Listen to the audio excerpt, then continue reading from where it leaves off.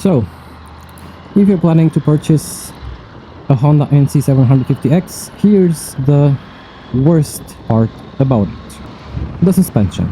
The suspension is very stiff, very cheap, non-adjustable, at least on the front. I didn't try until now to adjust it on the rear. That's because I'm just 76 kilograms. I don't put that much weight on the bike, and I do not carry passengers. It's a big discomfort for me, so I generally don't do it. I have done it a few times. I can do it. We may film some content regarding the subject, but I generally prefer not to carry passengers. Handling is affected. I am more nervous, and in general I just don't like it. But that's just a personal trait. You can do whatever you like. So the suspension is very stiff, very bouncy, non-adjustable on the front. It's cheap. Travel is just 120 millimeters on the front and on the back, but fortunately it can be upgraded. Nothing in this video is sponsored. It's just my personal opinion. You can put some O-Lins, but it's a little bit expensive, or the Hyper Pro, which is a little more affordable. Around 1 to 1.5k would cost you to upgrade the suspension, and the ride changes significantly. The price is great, the torque is great. I mean, I'm very happy with how the bike feels. Vibrations are low. I have made a previous video talking about the pros and cons of especially the pros of the NC750X. I just love it. You can get it with a manual like mine, or you can get it with a DCT. For a bike with a frunk, which is very affordable, with a great handling, for 10k brand new, let's say 11 with some accessories, it's a decent deal. Compared to the Forza 750 scooter, that scooter is a lot more expensive. It's a scooter basically. You have the same storage capacity, but it's not in the front, it's underneath your seat. The pro of the Forza is that it is a little better when it comes to suspension.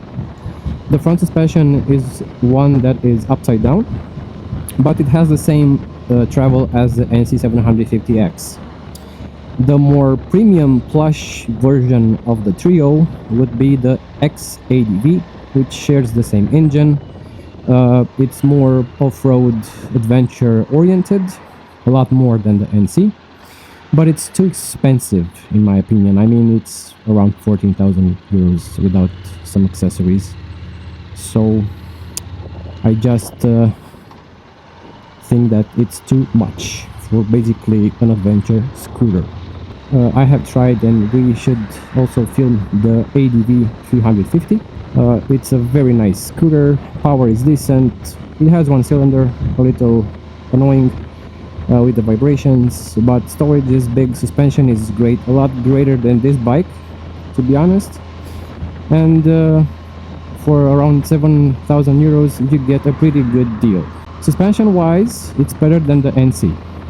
Long story short, the NC750X has a very bad suspension.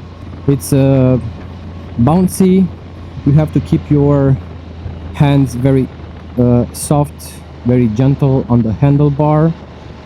Well, you have to do it on any bike, but especially on this bike, because it's very bouncy, and if you hold very tight to it, it will shake you very hard. So if you want to have a nice ride with the NC, yeah, look how bouncy it was.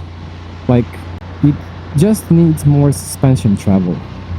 I was planning to upgrade my NC next year with the Yamaha Tracer GT or the Honda NT1100, but the Honda NT is a little heavy.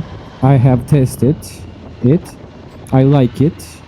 It's a little expensive. I want it with the electronic suspension and with the DCT for more comfort when I tour. I like touring. at least once a year. I can do it with this bike, no problem. But if you want absolute comfort, the NT is a king, at least for me. I like Honda in general. I'm not sponsored by Honda or anything, it's just my opinion.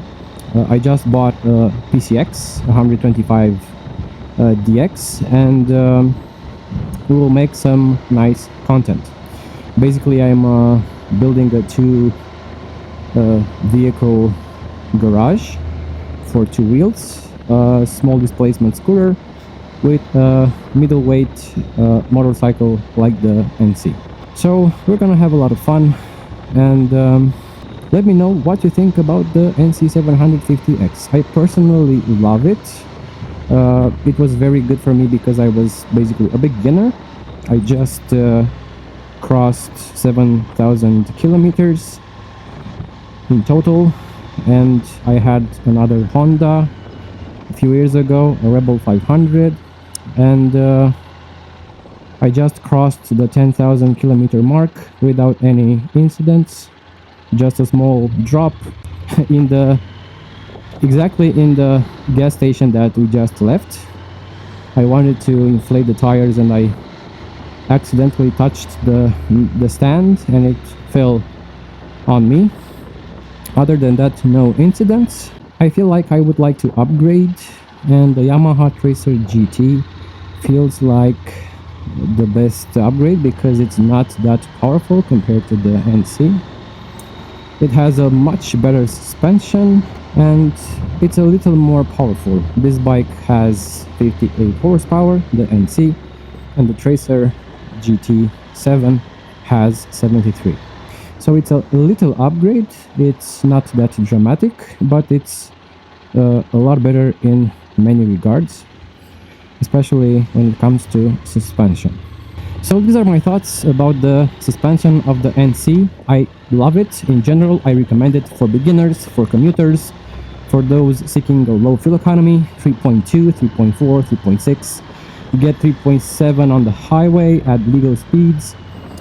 In the city, if you go for short rides when the engine is cold, you floor it and then you just stop it. You may get 4.5, 4.8, but other than that, it's a very cool bike. It's very practical, economical. I have heated grips, I have the quad lock, I have a high screen, I have a top case, I have lots of accessories, and I like it. But I want more from the suspension, to be honest with you. The suspension is the thing that I will pay the most attention when I will buy my next bike.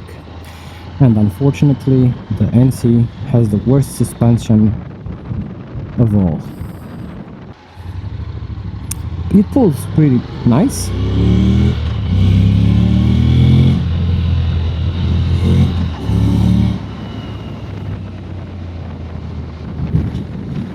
I'm happy with the power and torque. I don't need more.